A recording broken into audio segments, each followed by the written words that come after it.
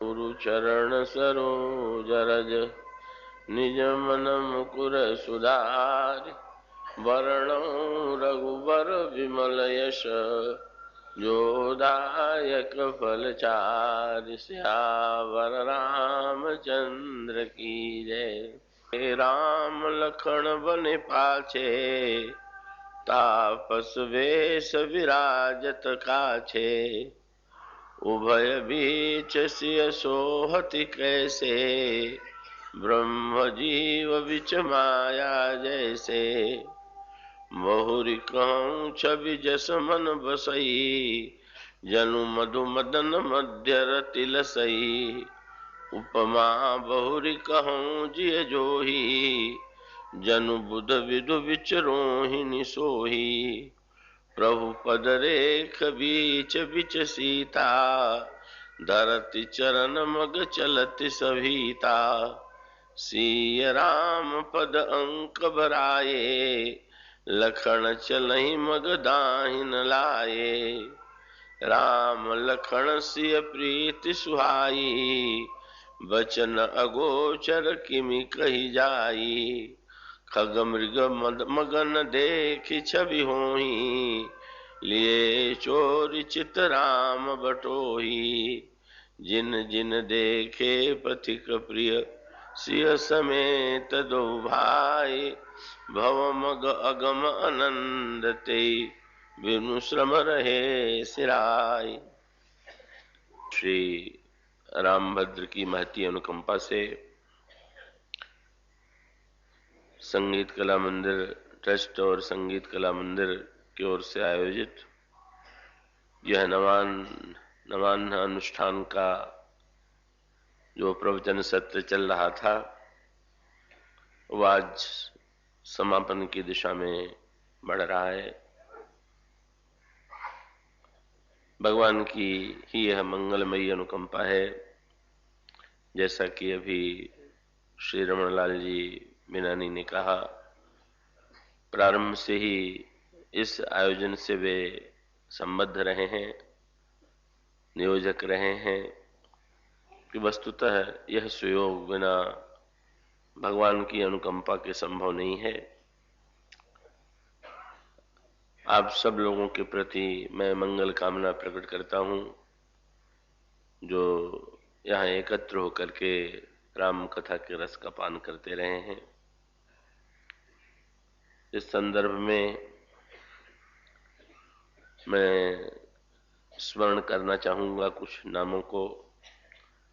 विशेष रूप से इस आयोजन के पीछे जिनकी महती श्रद्धा और भावना प्रेरक रूप में विद्यमान रही है रहती है वे बिरला दंपति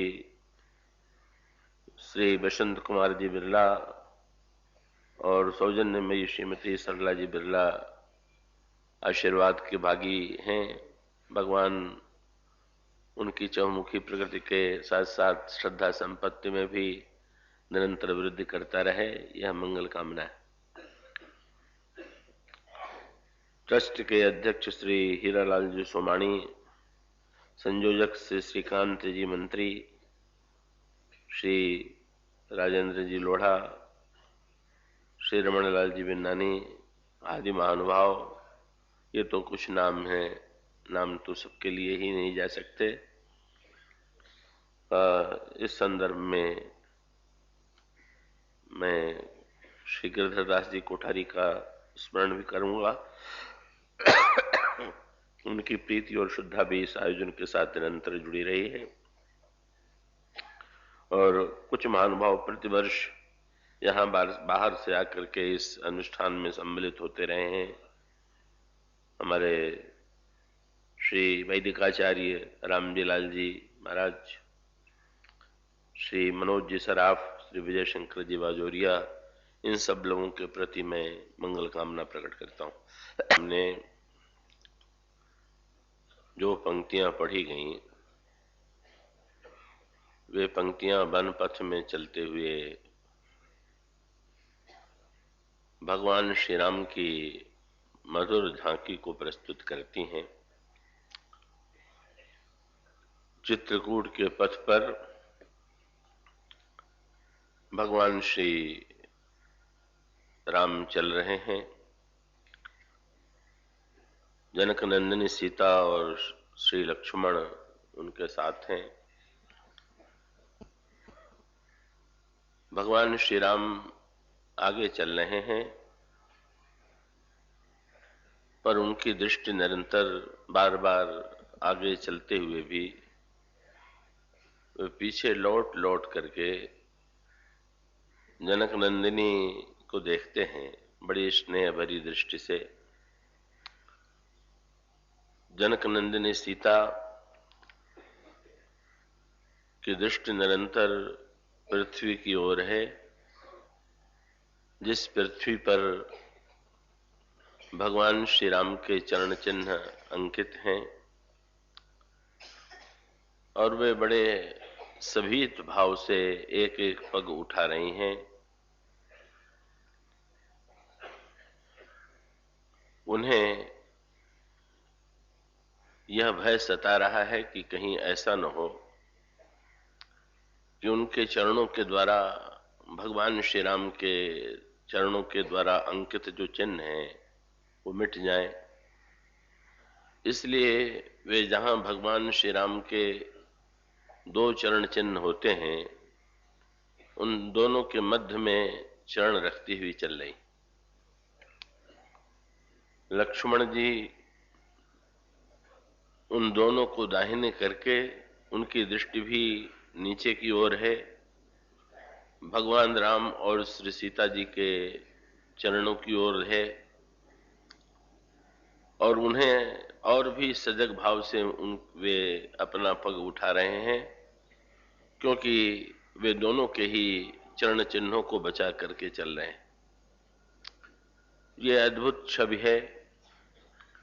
गोस्वामी जी कहते हैं, मुझे ऐसा लगता है जैसे ब्रह्म और जीव के बीच में माया सुशोभित हो रही हो, अथवा कामदेव और वसंत के बीच में रति शोभा पा रही हो, अथवा बुध चंद्रमा और बुध के बीच में रोहिणी विराजमान हो। को भगवान श्री राघवेंद्र की इस छवि को देख करके मनुष्यों की तो क्या बात है, पशु पक्षी भी मुग्ध हो जाते हैं। और गोस्वामी जी कहते हैं कि जिन लोगों ने भगवान श्री राम की इस छवि को देखा, पथिक राम का दर्शन किया, उन्होंने संसार पथ को बड़ी ही सरलता से पार कर लिया। राघवेंद्र के इस वनगमन को, भगवान श्री राम के इस बटोही रूप को गोस्वामी जी संसार पथ से जोड़ते हैं। उनका तात्पर्य यह है कि वस्तुतः भगवान स्वयं यात्री नहीं है, वे तो लक्ष्य। वस्तुतः जीव यात्री है और उसका उद्देश्य भगवान को पा लेना है। किंतु भगवान ने जीव को संसार पथ में चलने की शिक्षा देने के लिए स्वयं मनुष्य के रूप में वे अवतरित हुए, और वो यात्री के रूप में उन्होंने यात्रा की। और यात्रियों के रूप में यात्रा करते हुए हम संसार के जीव जो यात्रियों के समान हैं, उनको जीवन पथ में चलने की शिक्षा दी। तो आइए संक्षेप में उन सूत्रों पर दृष्टि डालें जिन सूत्रों के आधार पर आज भी हम अपने जीवन में संसार पथ को बड़ी सरलता से पार कर सकते हैं। इसे मैं संक्षेप में 3 सूत्रों के रूप में कहना चाहूंगा, और वो तीनों संक्षेप सूत्र हैं। पहला सूत्र तो है आगे राम। श्री राम आगे, ये सबसे अधिक महत्व का सूत्र है। इसका अभिप्राय ये है कि जो ईश्वर की सत्ता स्वीकार नहीं करते उनकी तो बात ही और है, पर जो लोग हम में से ईश्वर की सत्ता को स्वीकार भी करते हैं वो बहुधा ईश्वर से अपने आगे चलने की प्रार्थना नहीं करते, अपितु हम ईश्वर को अपने ही पीछे चलाने के लिए व्यग्र हैं। हम प्रभु से ये प्रार्थना नहीं करते कि प्रभु मेरा कल्याण जिस दिशा में हो उस दिशा में आप मुझे ले चलें, अपितु हम भगवान को बताते हैं कि मेरा कल्याण इसमें है और आप मेरी इच्छा के अनुकूल जैसा मैं कहूं उस इच्छा का अनुगमन कीजिए। रामचरितमानस में दो परस्पर विरोधी चित्र प्रस्तुत किए गए और उन चित्रों का संबंध जो है इस प्रसंग से जुड़ा हुआ। आगे राम ये चित्रकूट के पथ में भगवान श्री राम आगे और इस चित्रकूट के वन के पश्चात भगवान राम दंडकारण्य की यात्रा करते हैं। दंडकारण्य के वन में भगवान निवास करते हैं और दंडकारण्य के वन में रहते हुए जब एक दिन लक्ष्मण जी कंदमूल फल लेने के लिए गए हुए थे तो भगवान श्री राघवेंद्र ने एकांत में सीता जी से कहा कि प्रिय, अभी तक हम लोगों ने और आप दोनों ने जीवन के एक पक्ष को उजागर किया, प्रस्तुत किया, किंतु जीवन का दूसरा पक्ष अभी प्रस्तुत करना शेष है। और अब जो लीला में करना चाहता हूं वो अत्यंत कठिन है, बड़ी दुखदाई है, लेकिन लोक मंगल के लिए उस पक्ष को प्रस्तुत करना आवश्यक है। जनक नंदिनी ने पूछा इस लीला के पीछे क्या उद्देश्य है? भगवान श्री राम ने कहा, जब तक रावण का विनाश नहीं होता, जब तक राम राज्य की स्थापना नहीं होती है, तब तक समग्र आदर्श या समाज का जो सर्वोत्कृष्ट स्वरूप है वो लोगों के समक्ष नहीं आवेगा। और रावण के वध के लिए अब जो भूमिका मैं प्रस्तुत करने जा रहा हूं उस भूमिका में सबसे कठिन कार्य आपको करना है, दो रूपों में। का एक रूप में तो आप अग्नि में निवास कीजिए और दूसरे रूप में भूमिका का प्रतिबिंब के रूप में आप मेरे साथ निवास करें और आगे चल करके जैसा जैसा पाठ या जैसे जैसे कार्य आपको करने हैं उसके संबंध में मैं आपको बताना चाहूंगा। उन्होंने ये कहा कि रावण स्वर्ण मृग को लेकर के आवेगा और इसी स्वर्ण मृग के माध्यम से आपके और मेरे बीच में अंतराल और दूरी उत्पन्न करने की लीला प्रस्तुत की जाएगी। इसलिए अब आपको एक पक्ष तो आपने चित्रकूट के वन में प्रस्तुत कर दिया और दूसरा पक्ष आपको दंडकारण्य के वन में प्रस्तुत करना है।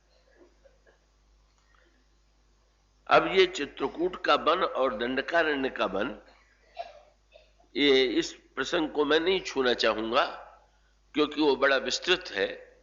रामचरितमानस में वन के रूप में भी अनेक वनों का वर्णन किया गया है और उसमें जैसे चित्रकूट का वन, या जिस वन में महाराज मनु ने तपस्या के लिए जिस वन में प्रस्थान किया था वो वन, या वो वन जिसमें प्रताप भानु शिकार के लिए गया था वो वन, दंडकारण्य का वन और लंका का उपवन, ये सब वनों के विविध रूप, और संसार में ये विविध प्रकार के वन जो हैं वो विद्यमान। का जब जो गोस्वामी जी चित्रकूट का वर्णन वन के रूप में करते हैं, तो चित्रकूट के वन को वो प्रेम वन के रूप में देखते हैं। उस दोहे की व्याख्या एक बार आपके सामने की गई है किसी पिछले 2-3 वर्षों के अंतराल से। गोस्वामी जी कहते हैं कि जैसे चित्रकूट में प्रभु ने निवास किया, या भक्तों की भावना यह है कि प्रभु चित्रकूट में निवास करते हैं। यदि हम चाहते हो कि आज भी मेरे हृदय में प्रभु का निवास हो, तो हमारा कर्तव्य है कि हम अपने अंतःकरण को चित्रकूट के रूप में परिणत करें। उनसे पूछा गया कि अपने हृदय में हम चित्रकूट का निर्माण कैसे करें, तो उन्होंने ये कहा कि चित्रकूट में मंदाकिनी नदी बह रही, चित्रकूट में पर्वत है और चित्रकूट में वन है, ये 3 वस्तुएं। आइए अपने हृदय में हम नदी को ले आवें, पर्वत को ले आवें और वन को ले आवें। और तब उन्होंने कहा कि वहां मंदाकिनी नदी बह रही है, ये मंदाकिनी आज भी हमारे लिए अपने हृदय में लाना संभव है। कैसे? उन्होंने कहा राम कथा मंदाकिनी, भगवान श्री राम की कथा की जो धारा है वही मंदाकिनी की धारा है। और जैसे पर्वत अचल होता है, इसी प्रकार से कथा सुनते समय जब हमारा चित्त अचल हो जाता है तो मानो वो चित्रकूट का पर्वत है। राम कथा मंदाकिनी चित्रकूट चित चारु। और वन भी चाहिए पर्वत और नदी के साथ। तो गोस्वामी जी ने कहा तुलसी सुभग स्नेह वन सिय रघुवीर विहार। प्रेम का वन, अचल चित्त का चित्रकूट और राम कथा की मंदाकिनी। सरल अर्थ इसका यह है कि कथा श्रवण करते समय जब हमारे अंतःकरण में प्रेम का उदय होता है, कथा श्रवण करते समय जब हमारा चित्त पूरी तरह शांत हो जाता है और भगवान की कथा हमारे अंतःकरण में प्रवाहित होती है, तो उसका परिणाम होता है कि जैसे त्रेता युग में प्रभु ने चित्रकूट में निवास किया था, इसी प्रकार से हमारे अंतःकरण के चित्रकूट में प्रभु निवास करने लगते हैं। तो चित्रकूट के वन की तुलना वे करते हैं प्रेम वन से। ये प्रेम वन है, ये भी संसार वन का ही एक भाग है, पर प्रेम वन है। और दंडकारण्य का जो वन है वो प्रेम वन नहीं। दंडकारण्य का जो वन है वो संशय का वन है। संशय विपिन अनल सुररंजन। गोस्वामी जी ये कहते हैं कि संशय भी जो है वो वन है। तो प्रेम की भूमि में प्रेम के वन की भूमिका भिन्न है और संशय के वन की भूमिका भिन्न है। प्रेम के वन में ये तीनों यात्री परस्पर एक दूसरे के प्रति स्नेह से भरे हुए जो मधुर यात्रा करते हैं, वो यात्रा बड़ी ही रसमयी थी, बड़ी ही मधुमयी थी, आनंदमयी थी। पर दंडकारण्य की यात्रा इसके प्रतिकूल है। चित्रकूट की भूमि में जहां पर श्री भरत का श्री राम से मिलन होता है, चित्रकूट वासियों का अयोध्या वासी और जनकपुर वासियों से मिलन होता है, वहां दंडकारण्य की भूमि में वियोग ही वियोग की लीला सामने आती है। कब भगवान श्री राम और श्री सीता जी का वियोग हुआ, और आप ये भी जानते हैं कि इसी वन में का भगवान शंकर का भी सती से वियोग हुआ। ये संशय का बल है। भगवान शंकर मूर्तिमान विश्वास है, पार्वती मूर्तिमती श्रद्धा है, भगवान राम अखंड ज्ञान है, श्री सीता मूर्तिमती भक्ति है, जहां पर ज्ञान और भक्ति में भी और श्रद्धा और विश्वास में भी व्यवधान उत्पन्न हुआ, वो दंडकारण्य का वन जो है वो तो बड़ा ही विकट वन है, बड़ा कठिन वन है। और ये वन जो है संशय का वन है। प्रेम के वन में मिलन होता है और संशय के वन में दूरी होती है। यही जीवन का भी सत्य है। जब तक प्रेम है, विश्वास है, तब तक मिलन है। और जहां अंतःकरण में संशय का उदय हुआ, संशय ही तो दूरी उत्पन्न करता है। इसलिए दंडकारण्य का ये वन जो है वो संशय का वन है। और रावण ने दंडकारण्य से श्री सीता जी का हरण किया और हरण करने के पश्चात अशोक उपवन में, तह अशोक उपवन जहां आई, सीता बैठ शोक करत आई। रावण जनक नंदिनी सीता को अशोक वाटिका में बैठाता है। ये अशोक वाटिका क्या है? ये मोह का वन है, रावण की वाटिका है। रावण को ये वाटिका, गोस्वामी जी ने तो लिखा कि मेघनाथ की अपेक्षा भी अगर रावण किसी वाटिका और किसी वन से प्रेम अधिक करता है तो वो अशोक वाटिका है।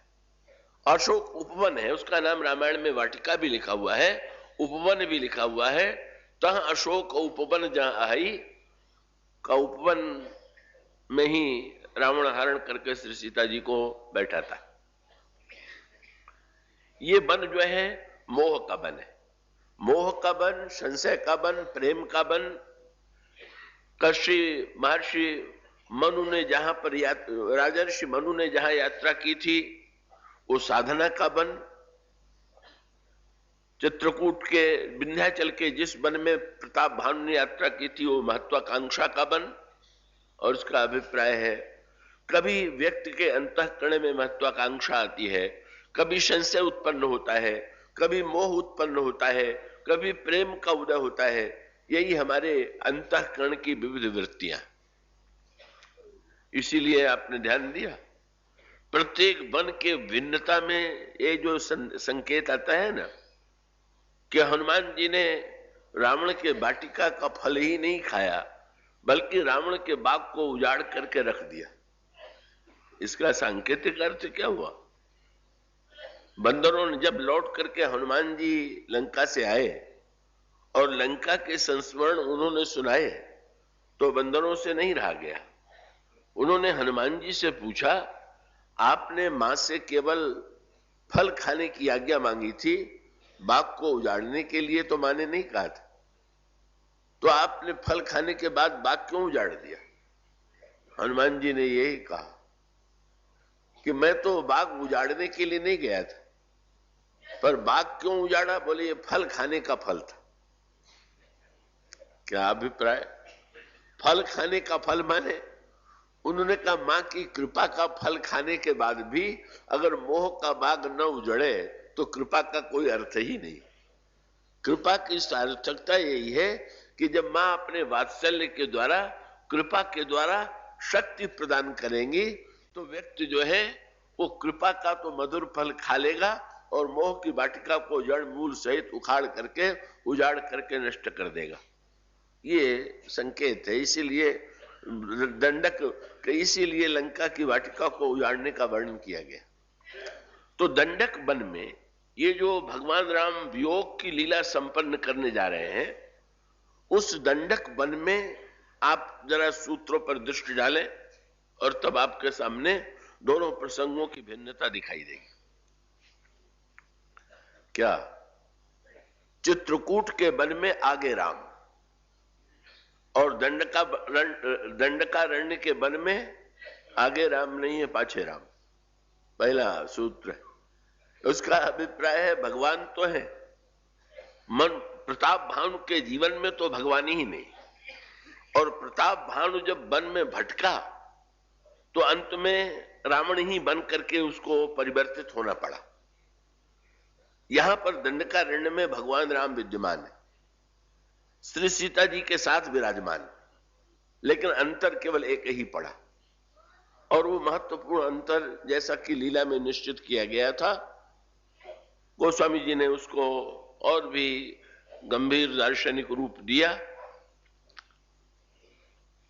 शूर्पणखा विवाह करने के लिए व्यग्र है शूर्पणखा मूर्तिमती काम वासना है, पर जब वो वैराग्य और ज्ञान और भक्ति के त्रयी के समक्ष नहीं टिक पाई तो उसने रावण का आश्रय लिया और रावण को यह भूमिका सौंपी गई कि वो इनमें दूरी उत्पन्न करे। और दूरी उत्पन्न करने के लिए रावण सोने का मृग लेकर के आता है। ये सोने का मृग क्या है? 3 इसके सूत्र हैं, इसकी 3 व्याख्याएं। ज्ञानियों की दृष्टि से ये स्वर्ण मृग जो है माया है, भक्तों की दृष्टि से ये संशय, और कर्मयोगियों की दृष्टि से ये प्रलोभन है। और इसका सीधा साधा सा तात्पर्य है कि जब ये 3 वृत्तियां हमारे अंतःकरण में आवेंगी माया के रूप में, जब हमारे अंतःकरण में माया का अर्थ क्या हुआ? जब हम सत्य को मिथ्या और मिथ्या को सत्य मानने की भूल करेंगे। माया का अर्थ है जैसे जादूगरी से अगर कोई पदार्थ दिखाई दे और उसको पाने की व्यग्रता व्यक्ति के अंतःकरण में बुद्धि उत्पन्न हो जाए तो यह बुद्धिमत्ता नहीं। तो वेदांत शास्त्र की मान्यता यह है कि यह सृष्टि मिथ्या है और इस मिथ्या सृष्टि को ही व्यक्ति ने सत्य मान लिया। और इस मिथ्या सृष्टि को सत्य मानने का परिणाम हुआ कि जो वास्तविक सत्य ईश्वर है या ब्रह्म है या आत्मा है, व्यक्ति उसे भूल गया। और व्यक्ति जो है वो माया को पाने के लिए व्यग्र है। जब माया की वस्तु जादूगरी का जो पदार्थ है वो जब है ही नहीं, उसको पाने का लोभ जिसके अंतःकरण में उत्पन्न होगा उस व्यक्ति को तो दुख उठाना ही पड़ेगा। इसलिए स्वर्ण मृग क्या है? इसका नाम, दूसरा नाम रामायण में दिया गया माया मृग।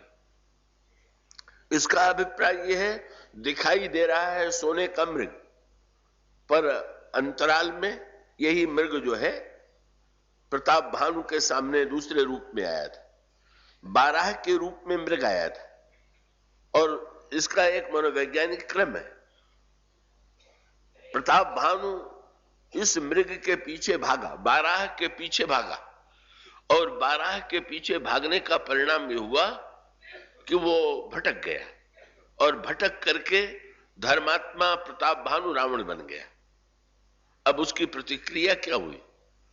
उसकी प्रतिक्रिया यह हुई कि जब वो प्रताप भानु रावण बना और रावण बन करके उसने श्री राम को छलने का निर्णय किया, ईश्वर को ही ठगने का निर्णय किया, तो उसने भी एक मृग लेकर के छलने की चेष्टा की।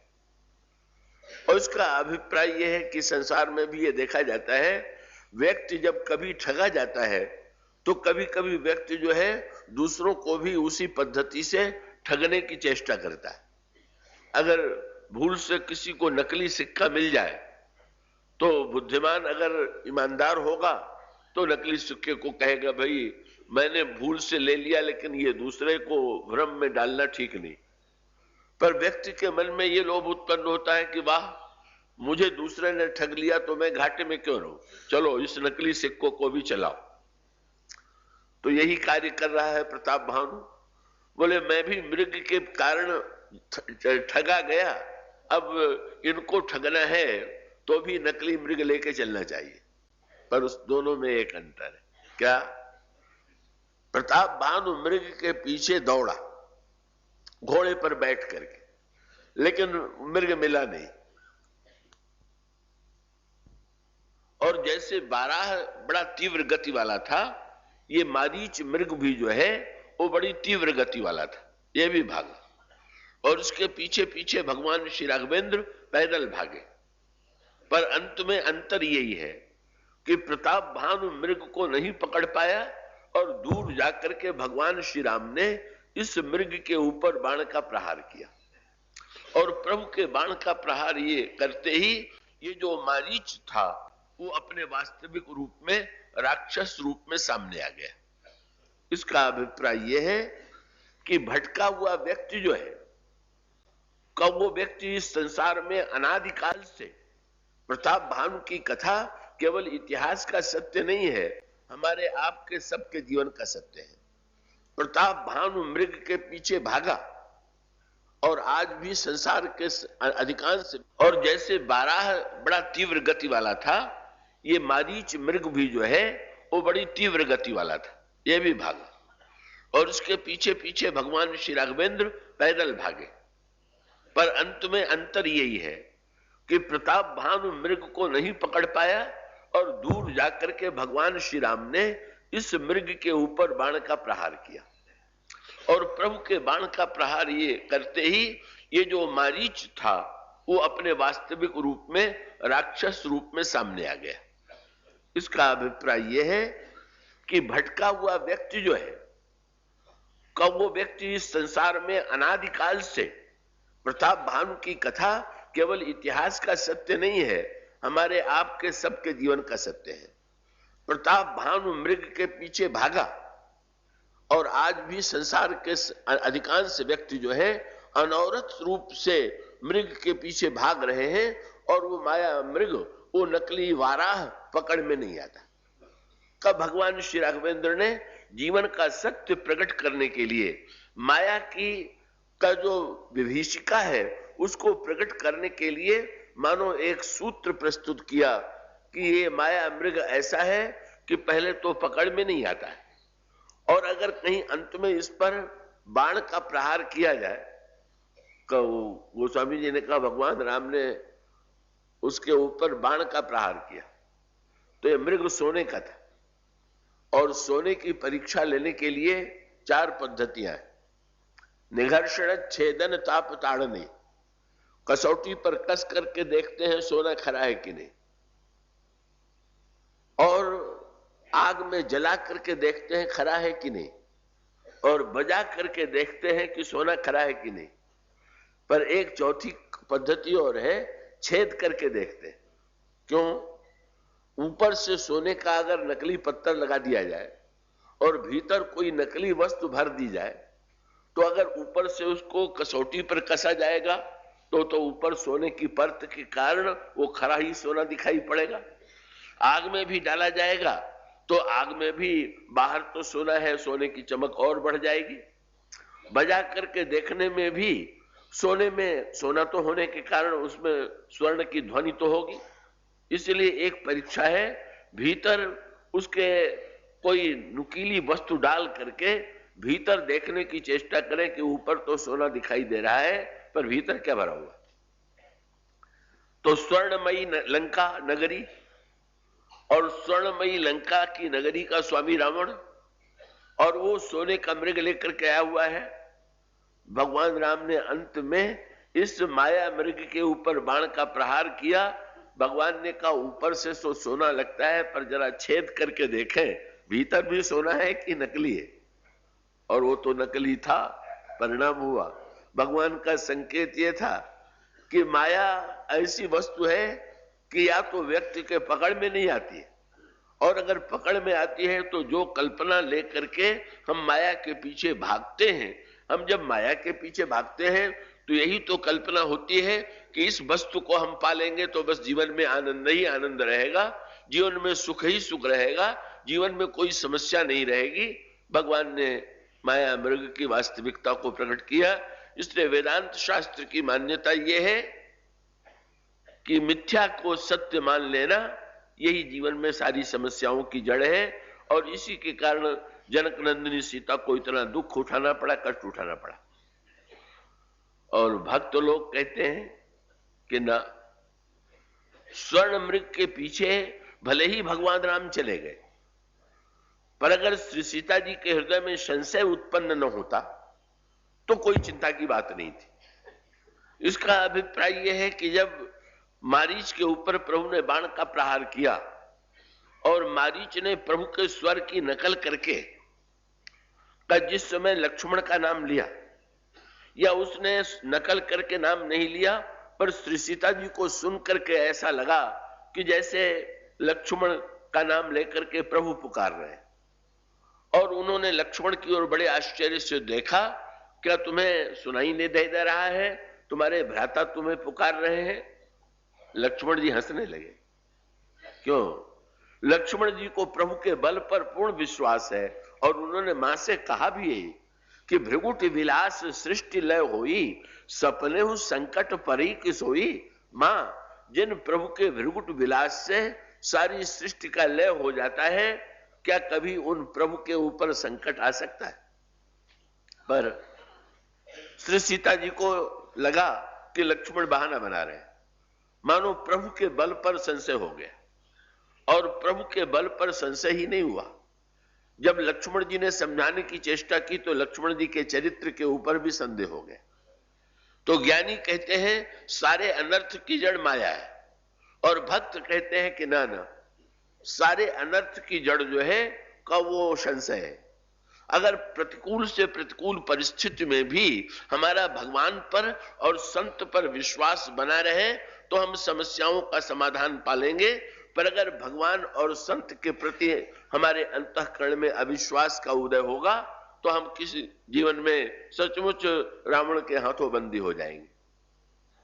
और अगर कर्म के सिद्धांत की दृष्टि से विचार करके देखें तो स्वर्ण जो है लोभ का प्रतीक है का गोस्वामी जी का तीसरा पक्ष ये है, कर्मयोगी ये कहते हैं कि व्यक्ति जब बिना सोचे समझे, ये भगवान श्री राम ने रामायण में अपनी हंसी उड़ाई, दूसरों की हंसी तो लोग उड़ाई करते हैं, पर भगवान राम ने दुख के अवसर पर भी अपने ऊपर व्यंग किया। भगवान राम जब जनक नंदिनी सीता को ढूंढने के लिए चले तो मृगों का झुंड आता है, और मृगों का स्वभाव आपने देखा होगा, जिन्हें जंगलों में जाने का अवसर मिला होगा, कि मृग दौड़ते हैं, फिर रुकते हैं, पीछे की ओर देखते हैं, फिर भागते हैं, यही उनके चलने का क्रम। तो मृगों का झुंड जो था वो भगवान राम को देख करके रुका, फिर भागा, फिर रुका, फिर भागा। लक्ष्मण जी से भगवान श्री राम ने पूछा, लक्ष्मण ये मृग मुझे देख करके क्यों भाग रहे? लक्ष्मण जी ने कहा, प्रभु ये तो मृगों का स्वभाव है। प्रभु ने लक्ष्मण को याद दिलाया, चित्रकूट में तो मृग मुझे देख करके कभी नहीं भागते थे। गीतावली रामायण में गोस्वामी जी ने लिखा कि चित्रकूट में भगवान राम जब कभी मृगया का नाटक करते थे, ऐसा लगता था कि शिकार खेलने जा रहे हैं, तो बिना शिकार किए लौटते थे। क्यों? बोले धनुष बाण लेकर के जब कभी मृग के पीछे प्रभु भागते थे तो मृग भागना बंद करके भगवान राम की सुंदरता को देखने में निमग्न हो जाते थे, और परिणाम होता है कि मृगों का ये प्रेम देख करके तुलसीदास प्रभु बाण न मोचत, सहज सुभाय प्रेम बस भोरे। प्रेम प्रभु देख करके बाण नहीं छोड़ते। प्रभु ने कहा, लक्ष्मण चित्रकूट में मृग मुझे देख करके नहीं भागते थे, पर अब दंडकारण्य में भाग रहे। क्यों? बोले जब से मारीच के ऊपर मैंने बाण का प्रहार कर दिया, मृगों का विश्वास मेरे ऊपर हट गया।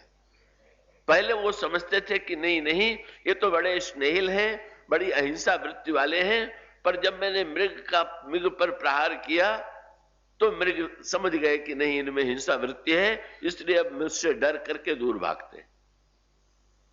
पर लक्ष्मण जी ने कहा, पर रुकते भी तो हैं। तो उन्होंने कहा कि मृग तो मुझे देख करके भागते हैं, पर मृगों की पत्नी मृगियां जो हैं इनसे कहती हैं कि मत भागो। क्या कह करके रोकती हैं? तो भगवान राम कहते हैं, हम ही देख ही मृग निकर पराही, पर मृगी कहां ही तुम कह डरना है। जब मृग भागने लगते हैं तो मृगों की पत्नी मृगियां व्यंग भरी भाषा में अपने पतियों से कहती हैं, तुम्हें डरने की आवश्यकता नहीं है, तुम्हारे ऊपर बाण का प्रहार नहीं करेंगे। क्यों? बोले कंचन मृग खोजने आए, ये तो सोने का मृग खोज रहे हैं। ये मृगियां भी मेरी बुद्धि पर हंस रही हैं कि मृग भी कभी सोने का हुआ है, आज तक कभी सोने का मृग सुना नहीं गया, और मैं कितना बुद्धिहीन हो गया कि बुद्धिहीनता के कारण मैंने स्वर्ण मृग को वास्तविक मान लिया। स्वर्ण मृग तो मिला नहीं, सीता अलग खो गई। इसीलिए ये पशु पक्षी भी आज मेरी बुद्धिहीनता पर मुस्कुरा रहे हैं, का व्यंग कर रहे हैं। भगवान श्री राघवेंद्र का संकेत ये था कि जब कोई व्यक्ति इतना प्रलोभन में अंधा हो जाता है कि वो नकली को असली मान ले, ऐसे घटनाएं तो होती रहती। हमारे परिचित वो स्वामी जी थे, वो दुर्भाग्यवश नहीं रहे, पर वो कलकत्ते में सबसे पहले बार आए तो उन्होंने 200 रुपए में 16 तोला सोना खरीद लिया। बड़े प्रसन्न हो गए कि ये तो इतना बड़ा लाभ हो गया कि अब मुझे कुछ करने की आवश्यकता नहीं। और वो तो ठगों का चक्कर था, वो तो नकली सोने का ढेला दिखा करके उनके हाथ में जो कुछ था उसको भी छल लिया, उसको भी ठग लिया। तो मानो रावण नकली सोने का मृग लेकर के आया हुआ है। भगवान श्री राघवेंद्र कहते हैं इसी प्रकार से जब कोई व्यक्ति लोभ में अंधा होता है तो उसे वास्तविकता दिखाई नहीं देती और वो नकली को असली मानने की भूल कर बैठता है। यही ये स्वर्ण मृग है। अब आइए उन 3 सूत्रों पर थोड़ी दृष्टि डाल लें और वो संक्षेप में ही दृष्टि डाली जा सकेगी। क्या एक सूत्र तो था आगे राम, श्री राम अब तक आगे थे, चित्रकूट के पथ में आगे थे, और आगे थे तो आनंद ही आनंद था। पर जो ही स्वर्ण मृग को श्री सीता जी ने देखा, भगवान श्री राम से कहा, सुनहु देव रघुबीर कृपाला, और यही मृग कर अति सुंदर छाला। सत्य संध प्रभु बध कर यही, और आनहु चर्म कहति वैदे। श्री सीता जी ने भगवान श्री राघवेंद्र से कहा, शब्द भी कितने अटपटे, बोले हे देव, हे रघुवीर, आप तो बड़े कृपालु। देखिए कितनी विचित्र विडंबना आ गई। क्या श्री सीता जी भगवान राम से कह रही हैं कि कृपालु है, तो अगर कृपालु है तो क्या उनसे ये प्रार्थना की जानी चाहिए कि वो किसी को मारे? कैसी विचित्र बात है। कृपालु है और मारे, पर इसका अर्थ क्या है कि जब कभी हमारे मन में स्वार्थ उदित होता है तो भगवान से प्रार्थना करते समय हम कहते हैं कि दूसरे को मार करके भी मेरा स्वार्थ पूरा हो सके तो आप कृपा कीजिए जरूर। हम लोगों की कृपा का अर्थ ये है कि सारी कृपा हमारे ऊपर होनी चाहिए, दूसरे पर कृपा होने की आवश्यकता नहीं। इसलिए मानो गोस्वामी जी ने व्यंग्यात्मक शब्द सुना, ये कह दिया होता कि आप बड़े वीर हैं और मार दीजिए तो उसके शब्द की सार्थकता थी, पर कहती है वीर तो कहती हैं, पर वीर के साथ साथ कहती हैं कि आप बड़े कृपालु हैं और आपकी कृपालुता इसी में है कि मेरे अंतःकरण में जो कामना उत्पन्न हो गई है उस कामना को पूरा कर दीजिए। यही स्वभाव है। हम भगवान की सारी देवर्षि नारद का जिस समय विवाह की इच्छा उत्पन्न हुई तो उस समय इच्छा उत्पन्न होते ही नारद जी सोचने लगे कि भगवान से बढ़ करके कोई मेरा हितैषी नहीं है, इसलिए उन भगवान के पास ही मैं जाऊं। नारद के अंतःकरण में ये बात आ गई कि भगवान मेरे हितैषी हैं। और भगवान जब आ गए तो भगवान का चरण नारद ने पकड़ लिया और कहा कि आपन रूप देव प्रभु मोही, आन भांति नहीं पाऊं वही। आप तो भक्तों की इच्छा पूर्ण करने वाले हैं, परम कृपालु हैं। आप अपना रूप मुझे दे दीजिए जिससे मुझे जो विश्व मोहिनी है उसकी प्राप्ति हो जाए। और इसका अभिप्राय विश्व मोहिनी वहां पर भी माया है, और माया को पाने के लिए नारद की स्थिति क्या हो गई? कब भगवान से प्रार्थना करते हैं अपना रूप मुझे दे दीजिए और आपकी माया का पराधिकार मेरा हो जाए। भगवान से भी प्रार्थना कर रहे हैं मेरे कपट में। अगर नारद को भगवान अपना रूप दे दें उधार और उस रूप को लेकर के नारद पालें तो शुद्ध छल हुआ, वो तो कपट हुआ। पर व्यक्ति जब कामना से ग्रस्त होता है तो भगवान से भी प्रार्थना करता है, मेरे छल में सहायक बनिए, मेरे कपट में सहायता कीजिए। यही स्थिति नारद की है। और यहां पर श्री सीता जी भी भगवान राम से कहती हैं, सुनहु देव रघुवीर कृपाला, और यही मृग कर अति सुंदर छाला। महाराज इस मृग का चर्म बड़ा सुंदर है। और बहुत बढ़िया बात कही। क्या बोले? ये मृग चर्म आपके योग्य है। हाँ, तो ये भी जब लोभ उत्पन्न होता है तो हम भगवान से कहते हैं आप इतना मुझे दिला दीजिए, और तब भगवान को ये बताते हैं कि हम अपने स्वार्थ के लिए थोड़ी कर रहे हैं, अगर इतना रुपया मुझे दिला दीजिएगा तो आपका मंदिर या सिंहासन मैं बनवा दूंगा। मैं तो किसी परोपकार के बढ़िया काम के लिए ही चाह रहा हूं। तो कह दिया कि ये जो मृगचर में भी मैं चाह रही हूं वो तो आपके बैठने के लिए बढ़िया आसन हो जाए, इसीलिए तो मैं व्यग्र हूं। यही मृग कर अति सुंदर छाला और सत्य संध प्रभु वध कर यही। हे प्रभु, आप तो महान सत्य संध हैं, आप वध कीजिए। और आनहु चर्म कहत वैदे।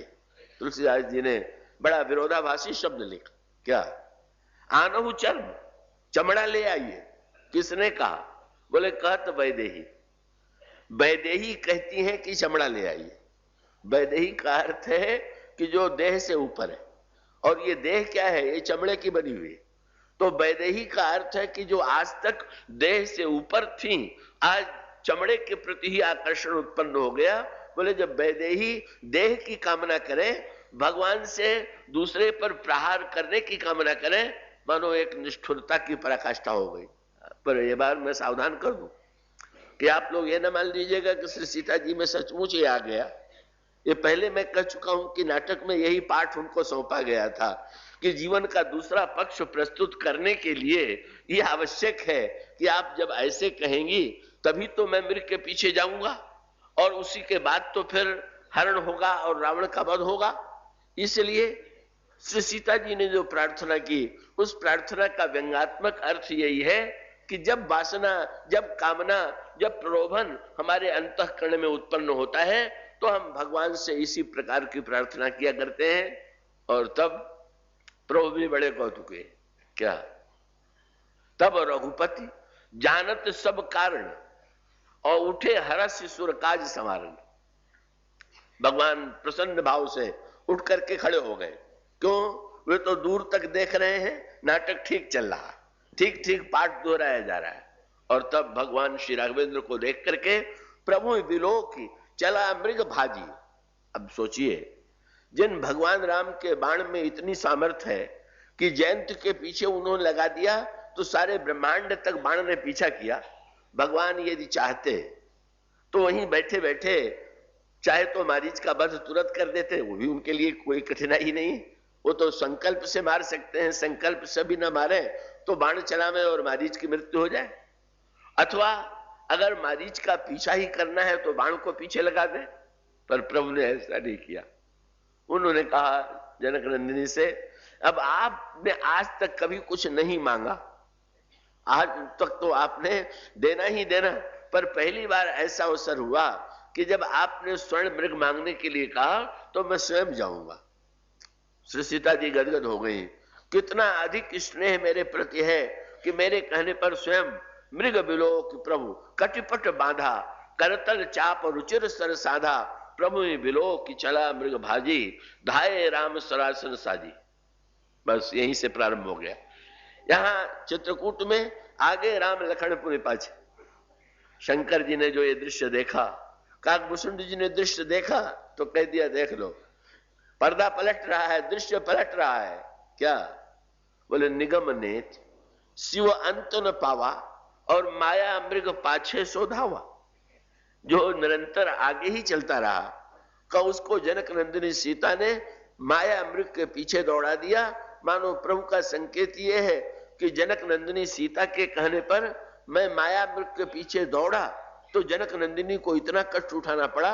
जो लोग निरंतर मुझसे माया मृग की ही मांग कर रहे हैं और मुझे पीछे चलाने के लिए व्यग्र हैं, वो समझ लें कि ये मार्ग कष्टकारक मार्ग है, ये विपत्ति का मार्ग है। भले ही अंत में उसमें एक पक्ष है कि भाई कामना अगर भगवान के सामने प्रकट कर दें तो भगवान दोनों ही प्रकार से, अगर कामना को उचित मानते हैं तो कामना को पूरी कर देते हैं, और कामना को यदि अनुचित मानते हैं तो भक्तों को थोड़ा सा उसके विभीषिका का दर्शन करा करके फिर लौटा ले आते। नारद जी के प्रसंग में भी यही हुआ कि नारद को भगवान ने बंदर का रूप दे करके अंत में पुनः लौटाया। और यहां पर भी जनक नंदिनी सीता ने जब स्वर्ण मृग लाने के लिए कहा तो भगवान श्री राघवेंद्र मानो ये सत्य प्रकट करते हैं कि जीवन में मुझे निरंतर आगे ही रखना चाहिए, मुझे पीछे रखना यह उचित नहीं। पहला सूत्र। ये आगे का सूत्र सर्वत्र बड़े आगे और पीछे का पूरे रामायण में इसको बड़ा महत्व दिया गया है। कौन आगे चल रहा है? एक तो आगे के हनुमंत ही लीना, वहां पर भी सूत्र ये है। हनुमान जी संत हैं, भक्त हैं। जब विपत्ति आवे तो या तो संत के पीछे हमें चलना चाहिए या भगवान के पीछे चलना चाहिए। इन दोनों के पीछे यदि हम चलेंगे तो मार्ग में भ्रम उत्पन्न नहीं होगा। लंका के युद्ध में कुंभकर्ण जब लड़ने के लिए आया तो अकेले लड़ने आया। बंदरों को आश्चर्य हुआ, आज तक जितने योद्धा आते थे वो सेना लेकर के आ रहे थे, ये अकेला कौन आ रहा? रावण ने कुंभकर्ण से पूछा था, कितनी सेना लेकर के लड़ने जाओगे? कुंभकर्ण हंसने लगा, सेना लेकर के तुम लोग लड़ो, मैं तो अकेले लड़ता हूं। रामायण में गोस्वामी जी कहते हैं कुंभकर्ण अहंकार है, और उसका अभिप्राय कि अन्य दुर्गुण सेना लेकर के लड़ते हैं, पर अभिमान कहता है कि हम अकेले ही सबको समाप्त कर देते हैं और किसी की आवश्यकता नहीं। और कुंभकर्ण को अकेला देख करके बंदरों ने क्या भूल किया? कई युद्ध क्षेत्र में भगवान राम आगे रहते थे, बंदर पीछे रहते थे। भगवान राम जब आदेश देते थे कि इससे तुम लड़ो, इस पर तुम आक्रमण करो, इस सेनापति को इधर जाना चाहिए, तो भगवान की आज्ञा का पालन करता था। लेकिन गोस्वामी जी ने कहा, कुंभकर्ण दुर्मद रण रंगा, चला दुर्ग तज से नन संगा। और जिस समय कुंभकर्ण को बंदरों ने देखा, तुरंत सोच लिया कि अरे ये अकेला है, इसमें भगवान से पूछने की क्या आवश्यकता है? कहा इसको तो हम अकेले, हम लोग इतनी बड़ी संख्या में हैं, ये अकेला है, इसको मारने में क्या विलंब लगेगा? सो भगवान को कर दिया पीछे, स्वयं हो गए आगे। यहां पर सांकेतिक अर्थ ये है, दुर्गुणों के विरुद्ध युद्ध करने में आवश्यकता भगवान की और साधन दोनों की है। बंदर जो है वो साधन है, कैवल्य साधन अखिल भारू मरकट कटक, और श्री राम साक्षात ईश्वर है। इसका अभिप्राय है कि जीव की साधना और भगवान की कृपा के द्वारा ही बुराइयों का विनाश होता है। लेकिन उसमें भी क्रम यही है कि आगे भगवान की कृपा और पीछे जीव की साधना, ये क्रम है। पर जीव में कभी कभी साधना का ऐसा, अपने साधना के प्रति इतनी महत्व बुद्धि का उदय होता है कि वो भगवान की भी उपेक्षा करता है। और गोस्वामी जी ने कहा, भगवान को पीछे करके बिना आज्ञा लिए बंदर जो है का दौड़ पड़े और कुंभकर्ण पर आक्रमण कर दिया। और जब कुंभकर्ण पर आक्रमण किया तो कोटि कोटि कपि धरि धरि खाई, जनु टीली गुल गुहा समाई। बड़ा प्रसन्न हुआ, बोले भोजन बिना प्रयत्न के ही मिल रहा है, उठा करके खाना प्रारंभ कर दिया। और उसका अर्थ क्या? कि बहुत पूजा कीजिए, पाठ कीजिए, ध्यान कीजिए, पर यह मत मान लीजिएगा कि कुंभकर्ण को आप जीत लेंगे। कुंभकर्ण खाए बिना नहीं छोड़ेगा।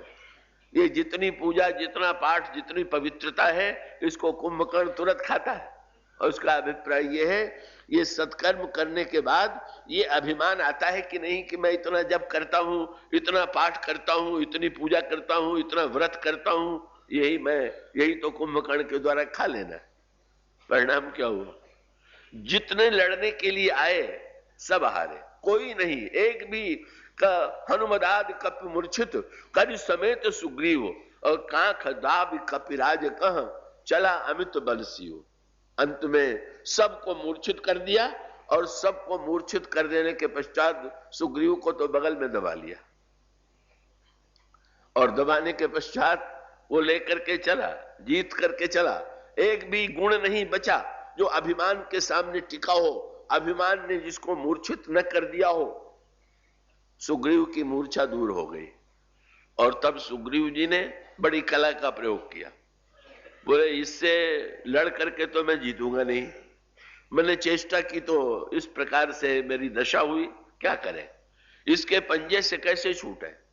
तुरंत मुर्दे की तरह बन गए, और जो मुर्दे की तरह बने तो कुंभकर्ण को लगा ये तो मर गया है, इसे छोड़ो।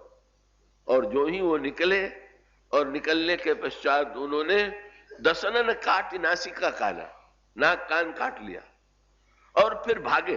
कुंभकर्ण कहने लगा ठहर तो, उन्होंने कहा नहीं नहीं, ठहरने का फल तो पा चुका। और उसके पश्चात जाकर के भगवान राम के पीछे छिप गए। भगवान राम से कहने लगे महाराज यह खाल खाई काल की नहीं, और तब भगवान राम कुंभकर्ण से लड़ने चले। तो स्वामी जी ने शब्द लिखा, राम सेन निज पाछे घाली। जो सेना अब तक आगे थी, भगवान राम ने उस सेना को पीछे कर लिया और फिर कुंभकर्ण का वध हुआ। इसलिए मानो आगे राम का सूत्र जो है वो एक महामंत्र है कि हम साधन करें, सत्कर्म करें, पुण्य करें, लेकिन आगे ईश्वर की कृपा को ही रखें।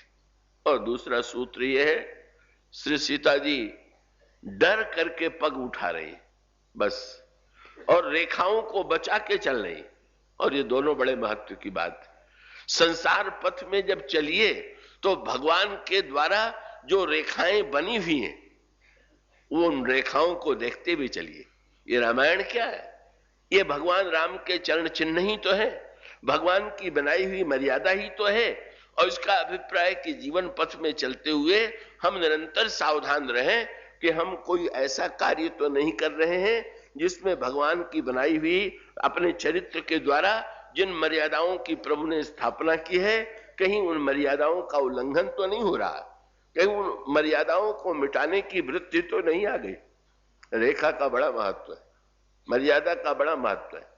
श्री भरत जब चित्रकूट की यात्रा करते हैं तो गोस्वामी जी ने कहा, चरण रेख रज आंख न लाई, कहत न बनई प्रीति अधिकाई। बन के पथ पर वो ढूंढते हैं भगवान राम के चरण की रेखाओं को। बड़ी अटपटी बात है, भगवान राम कब गए चित्रकूट, अब तक रेखाएं कहां बनी हुई हैं? पर रामायण का संकेत है कि अगर हमारी दृष्टि पैनी हो तो भगवान के चरण चिन्ह आज भी हमको संसार में मर्यादा के रूप में दिखाई देंगे। और आप ध्यान दीजिए, श्री सीता जी डर करके चली, ये दोनों बड़े महत्व की बात का। जब जीवन पथ में चलिए तो निरंतर ईश्वर से डरते हुए पग उठाइए। ईश्वर से डर यदि छूट जाए, इसीलिए रामायण में उल्टी बात है, निर्भय हुआ तो बाली मारा गया, और सुग्रीव डरे तो सुग्रीव धन्य हो गए। सुग्रीव के जीवन के डर का सदुपयोग यही था, वो भागते फिरे, बड़े भगोड़े थे, लेकिन भाग करके भी अंत में उनका भय उन्हें भगवान की दिशा में प्रेरित करता है कि जब बाली के मुक्के का प्रहार हुआ और सुग्रीव भागे तो सुग्रीव को भागते देख करके लक्ष्मण जी से नहीं रहा गया। बोले महाराज ये पक्का भगोड़ा है, आपने मित्र बनाया फिर भी भागना नहीं छूट। पर भगवान राम ने यही कहा कि लक्ष्मण भाग करके मेरे पास ही तो आ रहा है ना। ऐसी परिस्थिति में जिस डर के मारे वो मेरा आश्रय ले रहा है, और आगे चल करके तो प्रभु ने डर को महामंत्र बना दिया। जब सुग्रीव 4 महीने नहीं आए तो प्रभु ने एक दिन अभिनय किया क्रोध का, लक्ष्मण मैंने निर्णय किया है कि जिस बाण से मैंने बाली का वध किया उसी बाण से इस सुग्रीव का वध करेंगे। परिणाम क्या हुआ? लक्ष्मण जी ने कहा ये कार्य आप क्यों करेंगे, मैं करूं। और तब प्रभु ने कह दिया कि अच्छा, तो वस्तुतः तो डर के मारे ही भक्ति करता था, डर छूट गया तो भक्ति चली गई, जरा डर फिर पैदा कर दो। लक्ष्मण जी चलने को तैयार हुए, पर प्रभु ने हाथ पकड़ दिया, बोले लक्ष्मण वो जितना डरपोक है उतना ही भगोड़ा, ऐसा न डराना कि कहीं और भाग जाए, ऐसा डराना कि इधर ही आओ। तब अनुजहि समझावा रघुपति करुणा सीव, भय दिखाई ले आओ। बहुत बढ़िया बात, जो भय हमें भगवान की ओर ले जाए। सोचिए, सीता जी डर करके चलती हैं, लक्ष्मण डर के चलते हैं। सीता जी महाशक्ति हैं, लक्ष्मण महाकाल हैं। जब वो डर करके भगवान से चलते हैं और हम लोग साधारण जीव ईश्वर से न डरे तो इससे बढ़ करके दुरुपयोग क्या होगा। इसलिए दूसरा सूत्र है, हम मर्यादा की रक्षा करते हुए चलें, ईश्वर से डरते हुए चलें और ईश्वर को आगे करके चलें। यही इन तीनों का उल्लंघन हुआ। श्री सीता जी को डर लगा, श्री सीता जी ने रेखा का उल्लंघन किया, लक्ष्मण की रेखा। किसी ने लक्ष्मण जी से पूछ दिया कि आपके जीवन में, आपके रेखा में ये चमत्कार कहां से आ गया कि रावण भी रेखा को नहीं लांघ पाया। लक्ष्मण जी ने कहा मैंने प्रभु और किशोरी जी के रेखाओं का कभी उल्लंघन नहीं किया, उसी का फल ये हुआ कि मेरी रेखा में ये चमत्कार आ गया। जो बड़ों के मर्यादा की निरंतर रक्षा करता है उसकी रेखा जो है वो अमिट हो जाती है। बस 3 सूत्र हैं। जनक नंदिनी सीता रावण से डरी, भई सभय जब नाम सुनावा, लक्ष्मण की बनाई हुई रेखा लांग लिया, और श्री राम जब पीछे हो गए तो विपत्ति ही विपत्ति आ गई।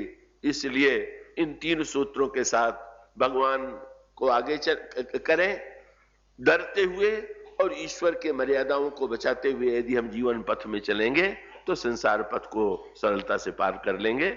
इन शब्दों के साथ मैं प्रभु से यही प्रार्थना करूंगा, क्योंकि अगले वर्ष का निमंत्रण तो अभी से नानी जी ने दे दिया है, तो भगवान से यही प्रार्थना है कि हम लोग पुनः अगले वर्ष यहाँ मिल करके भगवान के मंगलमय चरित्र का आनंद लें। बोलिए श्याम।